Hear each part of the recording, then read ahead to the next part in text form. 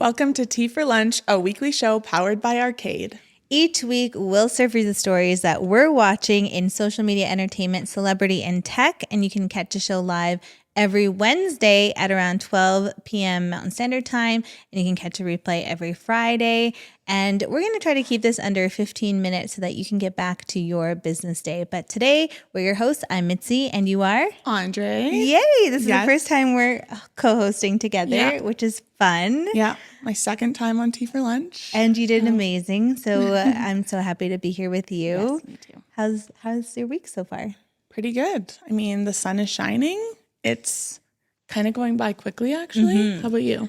It's good. We are the lone soldiers at Arcade this week because everyone is sick except for us. Yeah. And I feel really, dare I say, proud about it because Mike has been fighting a little bit of a bug and everyone else seems to be getting sick around me, but I haven't. And this is like the first time ever that I haven't caught what other people have. Your immune system is fighting. Finally. Fighting. And when we were on vacation, everyone in my family, everyone on our trip except for me got the norovirus. Oh my gosh. I know. It was crazy. It was like a few days of messiness, but I didn't get it. I was like so lucky. Nauseous for like an hour and then I was fine. That's crazy. So I'm starting to like. What are you taking? I don't Elderberry? know. Am I like, is my immune system finally like catching up to all this?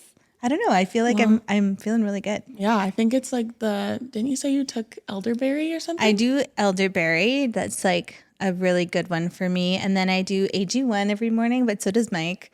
I have like an immune boost vitamin that I take. I don't know. You're just healthy. Yeah, okay. I'm into it. I'm like, this is the first time I'm not getting sick. So I'm like, knock on wood. Yeah, I really don't want to get sick. But it's that kind of season, I guess. Yeah, but we're staying strong. We're staying strong. We're holding it down. Yeah. But yeah, this week is crazy, but we'll get through it. Yeah. Okay. So first up, it's time for The Sip, your weekly rundown of the top stories happening in social media. So first, Mark Zuckerberg has created an AI advisory council to help it build products. Instagram is working on a new stories highlights feature called Lately, which is actually really interesting. And Instagram chief Adam Mosseri says post-send rates are now a key driver of reach. YouTube is rolling out its widely hated redesign again. And YouTube's AI Dream Tracks can now generate instrumentals from simple text prompts. Yeah, that one was really interesting to me because I watched the like promo video for it. So basically you can be like, create a sound that's romantic of like people who are in love on the beach. And it'll like create a little soundtrack for you just from the prompts that you give it. But the other thing that I thought was cool is you can like sing a melody to it and then it'll turn it into a song. So you can be like, create a saxophone song or sound that's like do do do do do do do. And then it'll like pull out like a little saxophone little track. Crazy. It's super cool. That's so crazy. Yeah. I feel like anything AI or any advances in AI, I'm kind of just like nervous about it. And so I need to look at this more like objectively and be like, okay, is this cool? It is actually pretty cool because instruments, like you said before, like, I don't know, an instrument is an instrument. It's not like they're like stealing artists' voices kind of for this. Yeah. So. And they are working with artists on it. Like I know John Legend licensed his voice for this like feature. So they are careful. I think they're trying to get ahead of that because I think like many people, when they hear AI music, they think, how are they taking advantage of artists? Yeah, exactly. But they're treading lightly. This actually reminded me, I don't know if you saw, but there was another story about Scarlett Johansson and OpenAI and how they approached her, Sam Altman approached her to be the voice of their voice like AI feature, and she actually declined it. But then when they released their promo for it, she and lots of her like close friends and family all felt like it sounded so much like her. Mm-hmm. And apparently Sam Altman was like inspired by the movie Her, and they wanted her to be the voice, and she said no. So now she's suing them because of the likeness of her voice. So it's super interesting. I wonder if it like made it worse that they asked her and she said no, and then they kind of like made a copycat version of her voice. Because like, let's say they hadn't have asked her and just put out the copycat version, maybe it would have been worse or better that way. I know. It's so interesting. Yeah, it's very also interesting. Would you ever offer your voice? Yes. You For would? money, yes. Yeah, it 'Cause depends on the check, for for a sure. pretty penny, I will offer my voice. I mean, my voice is already out there. It's not like some people are doing like they're using AI to create soundtracks with people's voice anyway. So I'd rather like get paid for it. Yeah, like if your voice is going to be out there, you might as well Bring it on. get in your bag. Yeah, so. exactly. Okay, let's jump into our first story. It's about the fully conscious baby that I'm sure we're all aware of. She finally got to enjoy a luxurious trip to the Four Seasons Orlando.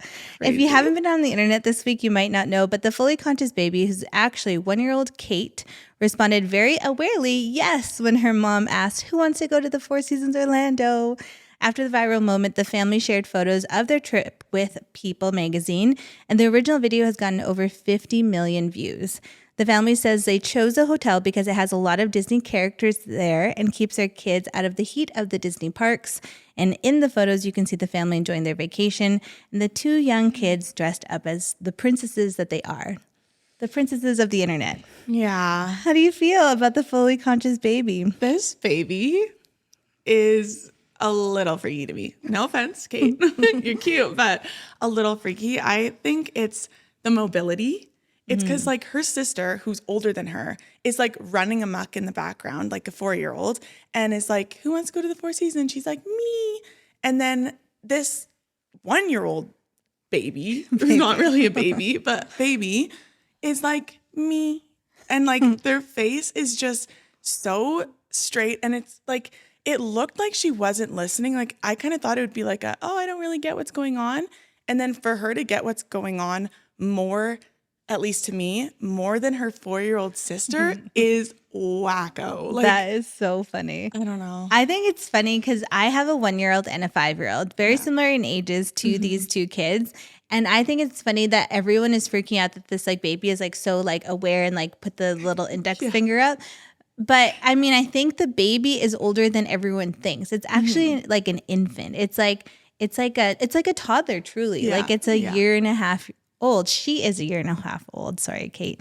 She is a year and a half old. She's very beautiful. And she unfortunately just doesn't have that much hair. So everyone thinks that she's a lot younger than she is. Yeah. And as a parent of a child that does not have much hair, is not blessed with a lot of hair, I can understand the confusion when people think that they're much younger. Yes, totally. Because I was thinking like originally, I was shocked to find out that this infant was 1 because I think it's just like the way it's being held. It's in a diaper. Oh my gosh. A diaper. It's bald, basically. Yeah. It's just like, it just throws you off. Like, truly. Yeah. I think it's amazing that the Four Seasons hosted them for a photo op at their hotel. Of course they should.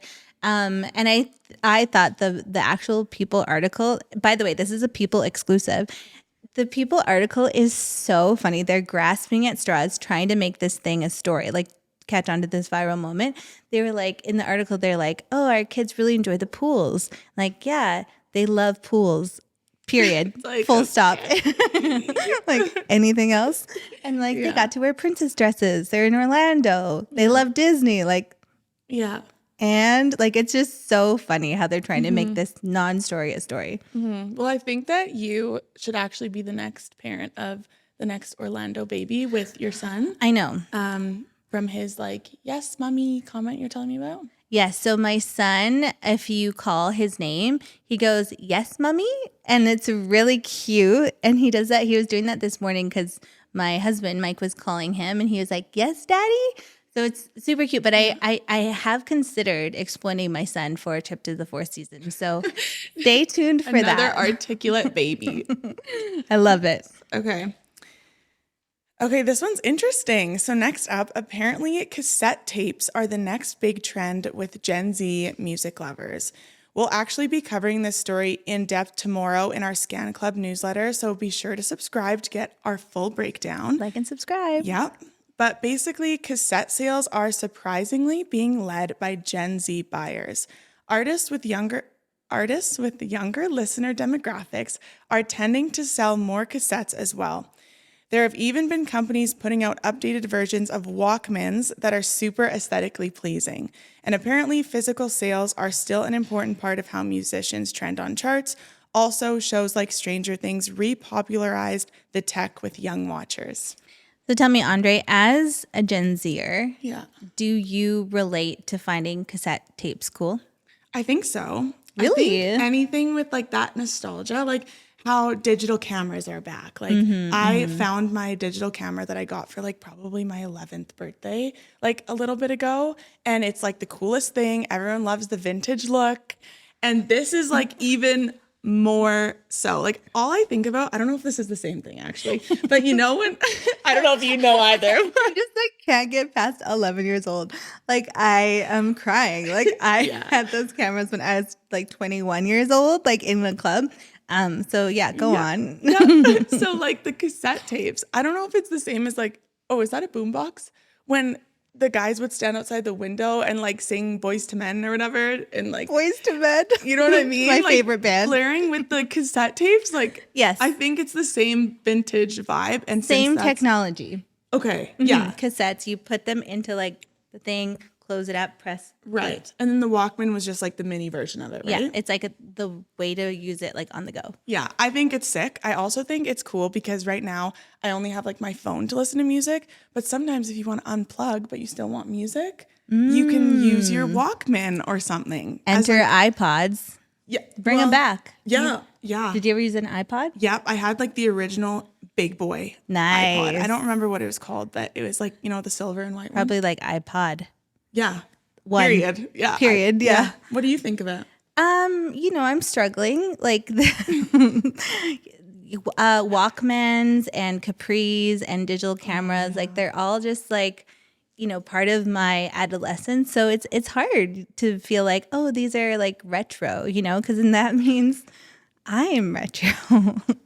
So, I'm coming to terms with it. I think it's interesting. The actual article that I was reading about too with this story for Scan Club, it talked about how Taylor Swift's recent album sold 21,000 cassette tapes, which that just blows my mind. So, Yeah.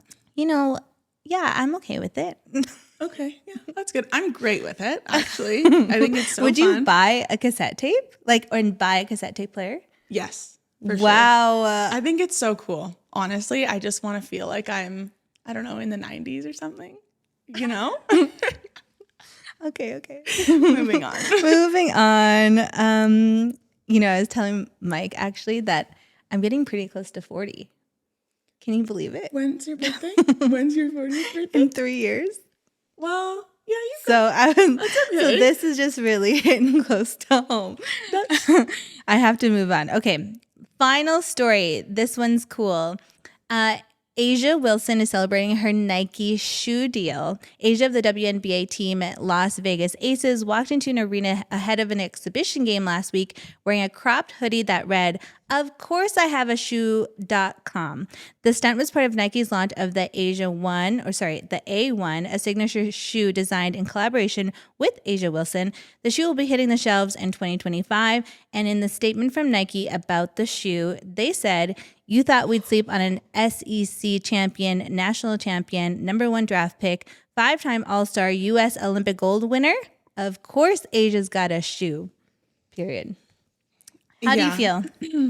I think this is interesting just because when I was reading up on like this story, I kind of think maybe, not saying that Asia doesn't like deserve a shoe because that's not it at all. She absolutely does. And I think it's been a long time coming. And that's the complaint with people who follow women's basketball. It's kind of like we've been wanting this for a very long time. And I read that there was a lot of backlash when Caitlin Clark, it was announced that she was getting a shoe with Nike because people were kind of like, yeah, Caitlin Clark is also like a legend now in basketball. But like, where is Asia's shoe kind of thing? And so I don't know, it was receiving a lot of backlash. And so now for them to put this out and then say like, you thought we'd sleep on an SEC champion, national champion and whatnot.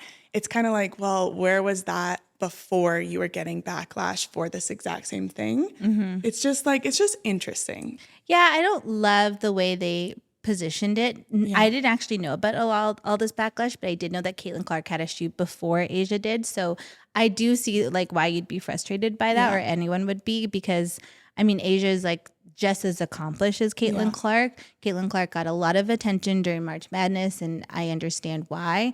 But yeah, I can see like the posturing of it. Like, of course we'd give her a shoe. Like, but you didn't at the beginning. That's what I mean. Yeah. So I think some people are just a little like put off by that. And it almost seemed like a kind of like PR cleanup kind of thing. But at the same time, like we also want to celebrate that she is finally getting her shoe. Yeah. And so it's kind of like, okay, yeah, maybe it was like a little sus timing. But at the end of the day, she's getting her shoe. She's getting a shoe. She and we deserves can- a shoe. Yes, we can Go celebrate buy the that. shoe and keep watching women's sports. Keep watching the WNBA. Keep watching women's soccer. Watch all women's sports, because that's what actually is going to lead to more shoe deals, more partnerships, and all these women deserve to get their bag. So Totally. going. Absolutely. Yep. well, that was fun. Thanks for joining me. thank Wait, you. before you turn this off, someone's commented about my age and I just need to read it. I can't read it from here. Mitzi, you literally look 25. Wait, she does. Thank you. She does. Thank you so much. I Yeah. feel warm. But thank you for joining us on Tea for Lunch. Do you want to say the outro? Now that we've wet your palate, go eat something more substantial. Cheers.